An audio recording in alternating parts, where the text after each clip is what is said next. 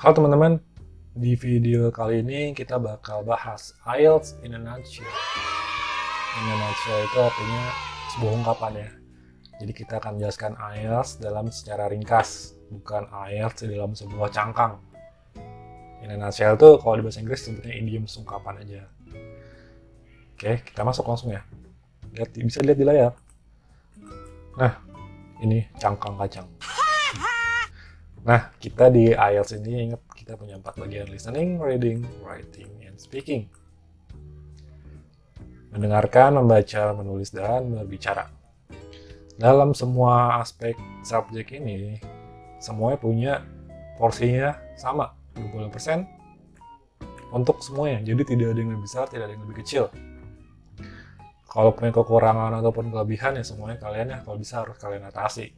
Karena nggak ada yang dinilai berbeda ya, semuanya sama. Jadi kalau mau lulus, punya target, ya harus belajar semuanya. Oh yes, Daddy. Oke, nah kalau kita breakdown satu-satu nih, kita mulai dari listening. Listening ini terdiri dari 4 bagian.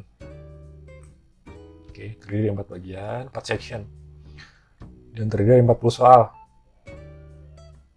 Oke, walaupun terdiri dari 40 soal dan 4 bagian, tidak selalu dalam satu bagian itu 10 soal, bisa lebih, bisa 12, 13, bisa juga ada yang kurang dari 10. Tapi kalau di total semuanya ada 40 soal. Nah, kemudian juga kita bakal, kalau di total ya kita akan mendengarkan selama 30 menit kira-kira. Kemudian, ternyata kita bakal dikasih waktu tambahan nih 10 menit mentransfer jawaban. Gunanya apa sih 10 menit ini? Kenapa kita dikasih waktu tambahan? Karena kalau kita lagi speaking, kita kalau bisa menjawab jawabannya itu, menulis jawabannya itu, di kertas soal. Karena ketika kita membaca kertas soal, kan kita tahu konteksnya apa yang sedang dibahas. Jadi kita semacam bisa nebak kira-kira mau ngebahas apa nih. Kalau kita langsung jawab di kertas jawaban, jadi mata kita akan fokus ke dua kertas, dan itu kurang fokus jadinya. Jadi ntar kita bakal banyak miss dalam mendengar. Makanya dikasih waktu 10 menit untuk mentransfer jawaban di akhir ya.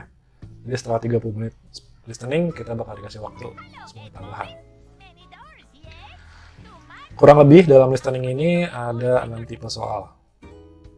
Nanti bakal kita bahas detail di konten selanjutnya mengenai listening, karena ini kita bahas secara ringkas saja. Kemudian reading. Reading terdiri dari 3 bacaan panjang. Biasanya 2 halaman penuh. Oke, terdiri dari 40 soal dan waktu 60 menit. Jadi kira-kira dalam mengerjakan satu bacaan, termasuk menjawabnya itu 20 menit ya. Walaupun kalau bisa lebih cepat, karena kalau bisa ntar di akhir, misalnya kita ngerjain semua 50 menit. 5 menit kita pakai buat mengoreksi atau review kira-kira ada yang salah nggak. Misalnya kita sudah menjawab benar, tapi di kertas jawaban kita salah menulis jawabannya. Jadi kalau bisa jangan ngerjain full dalam 20 menit lah setiap bacaan. Nah, lebih banyak dibanding listening. Kita punya 12 tipe soal. Lagi-lagi bakal kita bahas di konten selanjutnya. Tungguin. Writing terdiri dari 2 task, 2 tugas. Nah, bisa dilihat nih ya. 20 menit task 1, 40 menit task 2. Ini nggak diberikan saklek harus mengerjakan dalam segini ya. Dan bahkan kita boleh mengerjakan task 2 terlebih dahulu. Banyak orang yang justru fokus dulu ke task 2 karena task 2 emang berperan lebih besar sih skornya ya dalam writing ya. Jadi ada yang ngerjain task 2 dulu, ada yang ngerjain task 1 dulu, bebas. Tergantung persiapan lo sama karakter lo dalam mengerjakan itu seperti apa sih. Pace yang cocok buat lo seperti apa. Nanti kita bahas juga di konten selanjutnya. Tungguin. Nah, parameter penilaian dalam writing ini ada 4. Beda ya, kalau reading dan listening kan kita tinggal ngitung yang benar berapa, salah berapa. Itu jadi skor kita. Kalau writing, beda parameternya. Ini dia, dijelasin juga. Jadi ada task achievement. Apa kita sudah sesuai arahan dari tugas tersebut.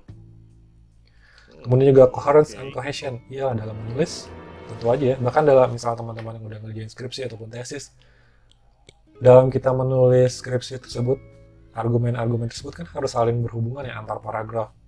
Begitupun di writing dinilai. Lexical resource ini bahasa bekennya IELTS ya. Tapi kalau gampangnya vocabulary. seberapa banyak perpadahanan kita, seberapa banyak kata-kata yang bisa kita tuangkan dalam writing tersebut, dan kalau bisa tidak banyak repetisi dan tidak banyak error. Error itu maksudnya apa nih? Lihat di parameter terakhir ada grammar. Jadi kalau bisa kita mengurangi grammar error ya dalam menulis, karena sebenarnya grammar bisa lebih mudah kita pelajari. Oke. Speaking, lanjut ke speaking. Speaking terdiri dari 3 bagian. Oh ya, kita di speaking itu ngobrol langsung sama bule ya, sama examiner. Kita ngobrol langsung sama bule. Jadi mungkin beberapa orang ada yang shock. Ini mungkin pertama kalinya lo ngobrol sama bule, jadi lo bakal grogi. Jadi kalau bisa lo biasain lah latihan di YouTube nih, misalnya sambil menjawab pertanyaan-pertanyaan bule. Speaking example, biar nggak kagok juga ketika ngobrol sama bule. Oke, balik lagi, terdiri dari 3 bagian.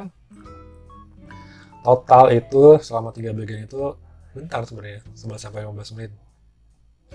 Tapi feels like forever. Kayak lama banget, nggak kelar-kelar. Apalagi yang grogian. Nah, parameter penilaiannya juga ada 4. Fluency on coherence, seberapa lancar kita dalam berbicara bahasa Inggris. Dan seberapa terhubung argumen-argumen kita tersebut. Coherence kayak di writing ya. Ada coherence, di sini juga ada coherence. Kemudian selanjutnya ada pronunciation. Dalam kita melafalkan bahasa Inggris, pronunciation kita harus jelas agar bisa dimengerti oleh examiner. Kemudian lexical resource, jadi sama dalam speaking juga kita harus punya vocabulary atau perbendaharaan kata yang banyak. Kemudian grammar, ya tentu aja kita nggak boleh asal ngomong ya. Kalau yang ditanya tentang kejadian di masa lampau, kita jawab ya menggunakan tensesnya pas, kita jawab di masa lampau. Nggak boleh ketika dijawab masa lampau, kita malah ceritain masa depan, ada pakai tenses will, tenses future maksudnya. Nah, kalau udah semuanya ini 20% dari masing-masing subjek di jumlah.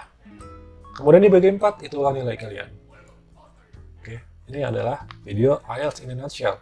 Untuk lebih detailnya, tunggu konten selanjutnya. Tapi konten pertama kita bakal bahas banyak tentang reading IELTS. Oke, sampai jumpa.